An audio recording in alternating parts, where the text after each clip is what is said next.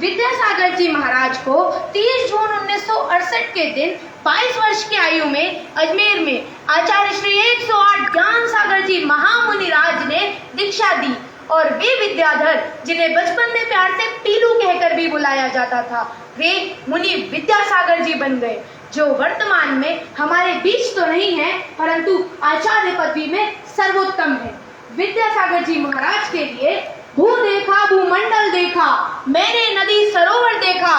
आसमान से जाकर मैंने कहां कहां ना देखा, लेकिन जब से तुमको देखा गुरुवर तब से मुझको ऐसा लगता जैसे मैंने चलते फिरते वर्तमान महावीर को देखा, वर्तमान महावीर को देखा। विद्यासागर जी महाराज को हिंदी के अलावा 8 अन्य भाषाओं में भी महारत हासिल था। यहाँ तक उन्होंने जापानी की भाषा और अंग्रेजी में भी ये ग्रंथ देखा, the seed down to the earth, और हिंदी में उन्होंने मूक माटी महाकाव्य और कई शतक, निरंजन शतक, भावना शतक, समिति शतक एवं शर्मान शतक भी लिखी थी। और तोता रोता क्यों है और नर्मदा का नर्म कंकड़ भी उनके प्रचलित काव्य हैं, जो आज भी हिंदी पाठ्यक्रम में पढ़ाए जाते हैं।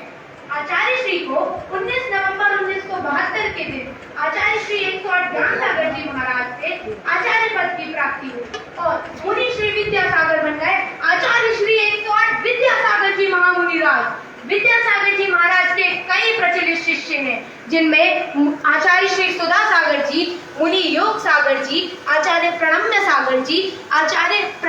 प्रणम्य सागर जी, आचार्य प्रमाण सागर जी आदि इन्हीं के विषय पर चर्चा करते हैं। विद्यासागर जी महाराज ने आजीवन कई त्याग करे, जैसे दही त्याग, तेल त्याग, सूखे मेवा का त्याग, शक्कर त्याग एवं उन्होंने करवट बदल के सोने का भी त्याग कर दिया था। वे तो बिना बताए ही विहार कर लेते थे। विद्यासागर जी महाराज ने हजारों बालिकाओं को शिक्षित एवं संस्कारित करने के लिए कई विद्यालय खोले और उन विद्यालयों में आज भी बालिकाएं पढ़ती हैं, संस्कारित होती हैं और गायों की रक्षा के लिए गौशालाएं बनवाई, जहां आज भी गायों की रक्षा की जाती है। अब मैं उनके समाधि पर बात करना चाहूंगा। विद्यासागर जी महाराज की समाधि छत्तीसगढ़ के डोंगरगढ़ स्थित चंद्रगिरी तीर्थ क्षेत्र में